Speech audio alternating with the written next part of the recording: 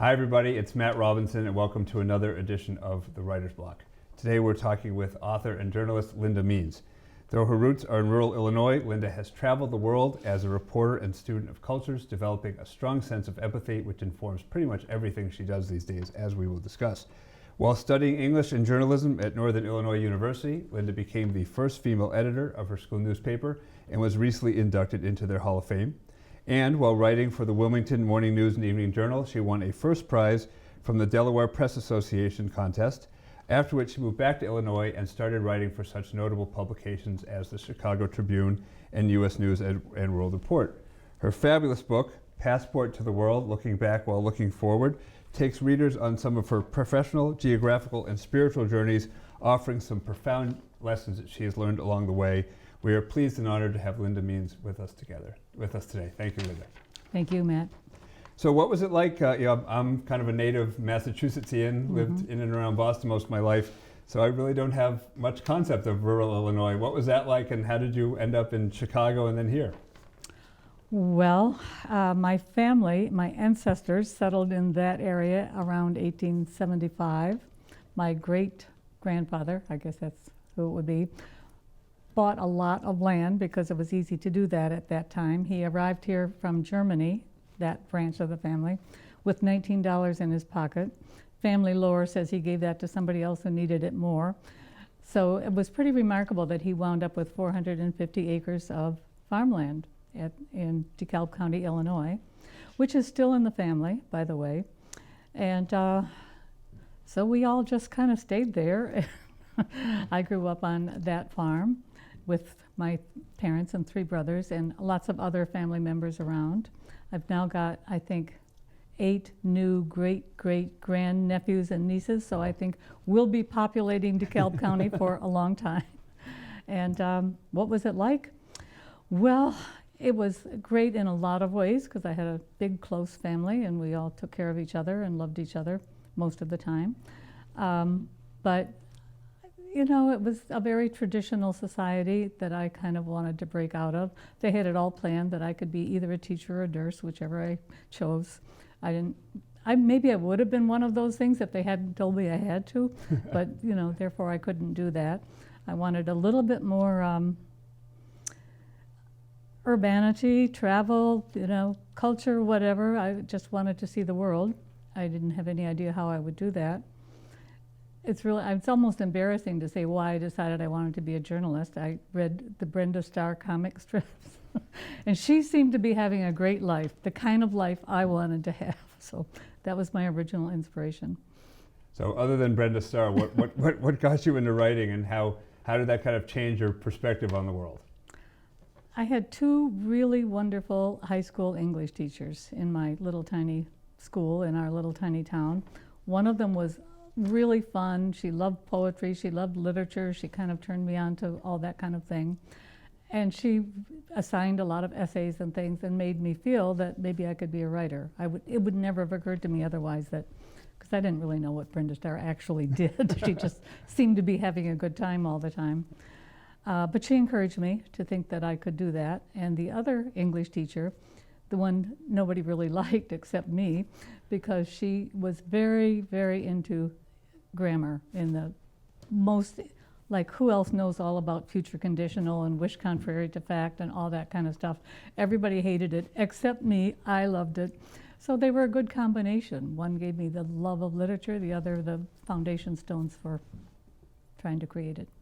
I lived with that grammar teacher. My mother was an English teacher growing up. So, yeah, maybe that's what led me to my path too. Yeah.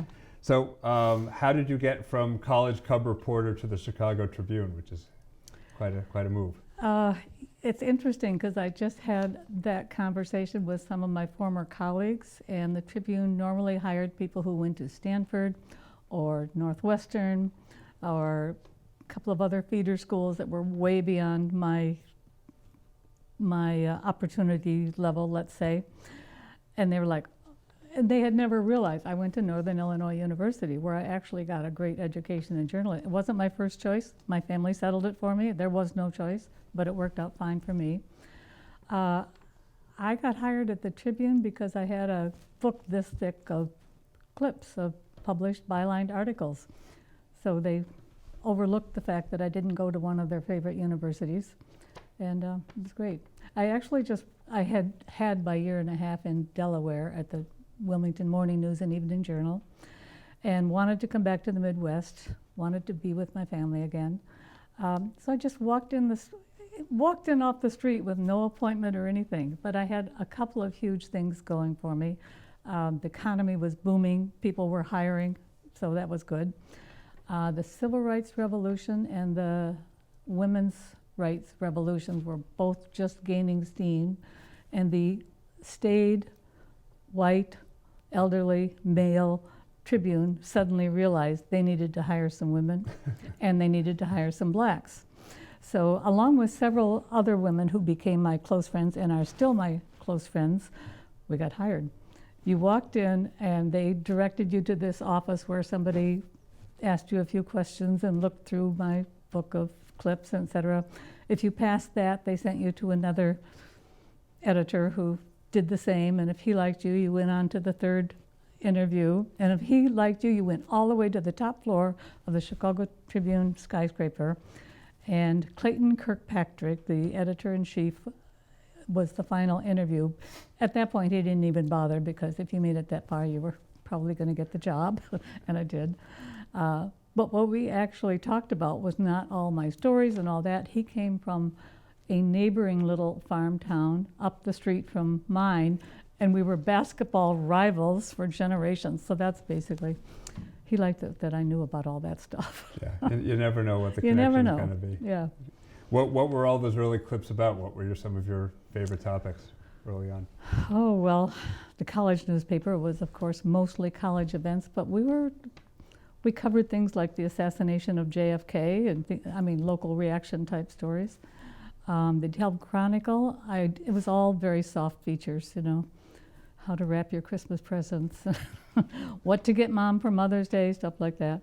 But yeah, I can't even remember all the stories, but that kind of thing, very soft features, but it was fun, and they paid me. That was important at that time. I had the same path of just years and years of writing for free and then sending out the clips. And, well, they paid me, that was good. No, eventually you get there, I hope, for, yeah. For people out there who are thinking of journalism, but maybe don't plan to get rich. Yeah, it's not going to happen. People ask me, my child wants to be a journalist, what do you suggest? I say it's a nice hobby. And if you've been reading or watching TV this week, no matter how high you are in the world, you can always be toppled off your little pedestal. Yeah, so it's interesting times for writing and journalism. What have been some of the stories that stick out in your mind over your career? I was just talking to a friend the other night at the Tribune at that time. As I said, the Civil Rights Revolution was getting, you could stand at a window in the Tribune and see the fires burning on the south side, which was my territory. And I remember one night I was sent by the Tribune. Oh, by the way, the South Side at that time was really ruled by rival gangs, the Crips and the Bloods, and there was a lot of shooting going on most nights. It was a very poor area. So who did they send but this 22-year-old white girl down to a meeting in a church basement with some gentlemen who were making plans for how they were going to help their community, how they were going to manage through all this and accomplish their goals. They were civil rights activists, for sure. So at about 8 o'clock at night, I walk into this church basement, and I'm the only woman there. I'm younger by at least 30 years than anyone else there. I think I was 22 at the time. The only white person. They were incredibly nice to me. They were thrilled that the Tribune cared and would send a reporter there. It just felt wonderful to be there and to be part of all these big things that were happening. Part of it in a very, very small way, but still there, part of it. When I walked out at about 10 o'clock at night alone, my subway station was a few blocks away. There was a police officer across the street. He looked at me like, oh my God, what is she doing here? And he came over and walked me to my subway station. So that's my big story about that event. Wow. But I remembered it to this day. And one of the men at that meeting, I wish I could think of his name at the moment, became a source throughout my years at the Tribune, somebody who would call me when things were happening and I could call him and ask questions. That was a great night. So what were some of the lessons you learned about writing, about engaging, interviewing, and how did that maybe lead to the stories you chose for the book? Well, that's a big question. It took me a long time to learn that I was really not a hard news reporter. I mean, I did it for a lot of years and didn't screw up too badly, I don't think, but I do best when I can think about what I want to say. And when you've got a deadline 1 hour from now and he wants that 800 words then, not 10 minutes from then, but at that time, you don't have that time. You answer those journalistic questions, who, what, when, why, where, and get it done and hand it in and move on to the next one. This gave me a chance to, well, it was much, much later in life that I started learning about literary journalism, John McPhee, people like that, who were writing in great depth and using fiction techniques in a nonfiction story. So I really liked that. I started going to Grub Street. This is like in much more recent years than all that Tribune stuff. And I was fascinated by that, and I started writing as well as I could, that kind of piece. And I really liked the fact that you could really think through what you wanted to talk about and make a point and all that. So you talked about taking class at Grub Street. We kind of skipped over. How did you get to the Boston area? Well, the long way around, not directly from Chicago to Boston. I met my husband while I was working at the Tribune, and we got married, and 5 days later I landed in Caracas, Venezuela, for his career, not mine. So we stayed there for 3 years. These were assignments for him, and he was in international healthcare medical devices field. Then we moved to Brazil for 5 years, Sao Paulo. Meanwhile, I had to learn languages all the way. He was always fluent in a bunch of languages. He loved doing that and was good at it. So he thought everybody should just pick up language like it's no big deal. It was actually quite a lot of work to do that. So 5 years in Sao Paulo, then on to Paris, France, where we spent 3 years. Each one was just so different from the other. Each one had a different language. I was like, couldn't we just go to places where they speak the language I already speak? Right. But no, we could not do that. So that was like a total of 12 or 13 years away. Came back, by this time I had 2 little kids. We spent 2 years in California. We like to call that our 4th foreign country. And then came to Boston, loved it here, and decided, okay, enough of this moving around. We've got kids, they need a steady diet of one school, etc. So I've been here ever since. So this was the seeing the world that you had dreamed of as a child. Yeah. Was it what Yeah. you expected? I didn't have any idea what to expect, so I don't know if I had expectations, but yes, I have to admit that was part of what attracted to me to my husband. He was gone a lot during the 3 years we were dating, so that should have been a sort of warning signal. This is what your life is going to be like. But it all seemed very exciting to me at the time, and it was. It has its hardships, and you pay a price for every decision you make, but I have no complaints. So it seems that your early involvement with civil rights and with supporting kind of the giving voice to the voiceless and your world travel kind of coalesces in the work you're doing now with immigrant and refugee communities. Absolutely. How did you get into that, and what lessons from all of your past experience have informed and allowed you to be successful with that? That's a really great question. When we moved from California to here, the company had a big relocation package and so forth, and I had a relocation counselor named Pat Griffin. She was president of DeWolf Relocation Services at that time and was wanting to start an international program to provide specialized relocation services to people coming here from other countries who would have the same problems I had when I lived in all those other countries. Culture shock, learning a language. Oh my God, what do I do now? This is really confusing. So I became And she had taken some courses on how do you set up a program like that, what do you need, who should run it, etc. And one of the things she took away from that was it has to be somebody who's done it himself or herself. And I think I might have been the only person she knew who had done it. So she asked me to start this international services program, which I did for 6 years. What was the question again? I'm drifting off. Your involvement with other people and your world travel, how that's kind of led to some Well, of I your felt like decisions. everything I had done for the previous 12 or 13 years really prepared me for that job, the whole cultural thing. People don't realize that, I mean, you expect people to feel cultural shock if they go to another place, but they don't realize coming back, if you've been out for a long time, is a culture shock too. So anyway, that's part of what I did then. And so then I started taking all these writing courses at Grub Street because I wanted to develop this kind of writing. And in all those writing classes, in almost every class I ever took, there was a large percentage of people who had spent years overseas, whether they were Peace Corps volunteers or trailing spouses, the kind of expression that was used for people like me at that time, or whatever they had. And it's something you kind of spend the rest of your life needing to think about and talk about because it just changes your perspective on everything.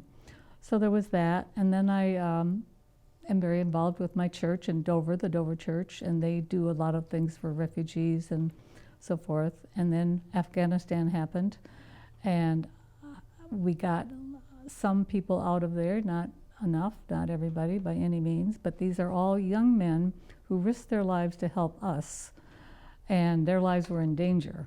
So we did get, there are 70,000 of these young men in this country now, and we have not, because they were gotten out in such a hurry and under such strange circumstances, and they had been told to destroy everything that would identify them, or the Taliban would kill them. They didn't necessarily have proof of who they were. To go through the whole immigration system was difficult, if not impossible. So they were here under a special program which allows them to stay for 2 years only, which is why we need a change in law. We did it after Vietnam and for a lot of Vietnamese refugees who came, and we need to do it again. So I was sort of part of trying to advertise that situation and get some support in Congress. The law was written and for some reason inserted into the big omnibus bill, and then a lot of people didn't want it in the omnibus bill. They weren't against it, but they didn't. So it got tabled again, and who knows what's going to happen, because these guys can't bring their families over. I started tutoring them in English, and they showed me pictures of their kids whom they may never see again. Their families are hunted by the Taliban. They live in hiding. So that's an issue I care a lot about, and I hope we do something soon to help them. With all these people you've met and the stories you've told and the places you've gone, the people you've supported, how did you figure out what was going to go in the book? How did you it seems to be almost all cream, so how did you figure out which ones were the most profound and important and special for you? I don't know. I guess it was just whatever came to the surface when I was doing the writing. Are there more stories? Obviously there are more stories, but are you thinking there are, but will I ever write them? I don't know. Maybe. Who knows? Well, what was your experience as with publishing and with getting sharing the book? How was that for you?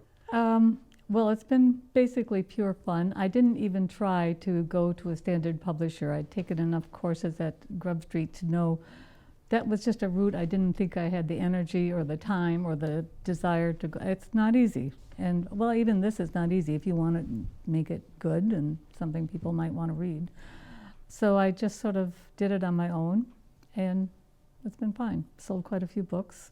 It is a conversation starter a lot of times. Yeah. You've had the same experience. Yeah. I do presentations about the lessons I learned from using a traditional publisher, then having to switch to self-publishing, which was a bit of a head spinner, but it came out well. And it's one of those things, once you have the bug, you're going to have to do it, and it doesn't matter whether you make any money at it or not. you have to do it. Well, so you that's do it. why we were journalists, right? Right. There are Exactly. stories to be told. Exactly. Yeah. We didn't choose it because it's such a high-paying profession, because it isn't, but in general, but Yeah, you really have to have a passion have for to the love it. language. And fortunately, with all the technology and all those things, there are still people who have I still hope at least that there are people who have a genuine love of language and a desire to share it. So you kind of mentioned about, we kind of half tongue-in-cheek said if people say they want to be a journalist, you say, it's a nice hobby, or do it on the weekends, whatever. don't do it. Just don't do it. Don't do it at all. How do you see the world of journalism having changed over the course of your career? Well, I was always in newspapers, and I would certainly not recommend that anybody go into newspaper work now. I live in an apartment building that probably has about 40 units in it, and only one person in the entire building still gets a newspaper delivered. You can guess who that person might be. I don't know. I'm out of touch with that world. Newspaper world, I don't think offers a career to anybody at this point. Maybe television, maybe, I don't know. Being an I'm the wrong influencer person on to ask. TikTok or whatever. What? Being an influencer on social media. Yeah, I don't think that would work for me. Maybe I can't answer those questions because I don't know. So are you still actively writing, if only just for your own pleasure, or what? What is Well, your I have- relationship to that part of your life right now? Well, as you know, my life went through a lot of turmoil in the last couple of years, so I have not been, but I'm ready to get started again, and I'm working to start a writers group, which I hope you'll be a member of. And yeah, I've got a few ideas of things. I don't know if I'll be trying to get published. It'll be about family things, for my family, some things I want to do for my church, that kind of thing. Yeah, I mean, at this point, you really, like when I present the book, I say you have to love the idea, because whether you publish it or not, it's a relationship. Yeah. Well, and I was very ambitious in my youth, but I'm just not anymore. I want to enjoy life and do what I want to do. Is there more travel coming up? I don't have any overseas trips planned, but some within the continental borders of the United States, yes, I have a few things coming. I'm going to Cincinnati next month because I have friends there, and my last remaining aunt is in a nursing home there. I want to visit her. Okay. Back to the farm anytime? I will go to Illinois at some point. I've been invited to only 2 weddings this year. They're on the same day, and they're at the same time that I'm supposed to be in Asheville, North Carolina. Wow. So I don't know how I'm going to work that out, but I probably will just go back at a different time and see all my family. Okay. And old friends in Chicago and things like that. So it all comes full circle, as lives tends to do. It does. Well, we're Somebody told me once, and as you get older, you want to go back to your youth. And I'm like, I don't. I'm not going to do that, but now I do want to. the old days of always being on the hustle as a journalist, Right. they had some fun. It's a young person's game. Yeah, It's fine. Maybe, but hopefully you never lose a little bit of that spark. You have to kind of keep going. I hope not. Keep going. Yeah, that's what makes the writer's life, and we're really glad that you could join us and share some of your time and your stories, more of which are in this fabulous book here, Passport to the World. Please check it out. Great stories. Linda will be occasionally doing events, including one coming up in Linden Square in Wellesley later this month, right? It will actually be on Main Street on in Wellesley at at Lynn Evans. Lynn Evans, Right, yes. right. So keep an eye out for that, and keep an eye out for us next time on the Writer's Block. Thanks for joining us.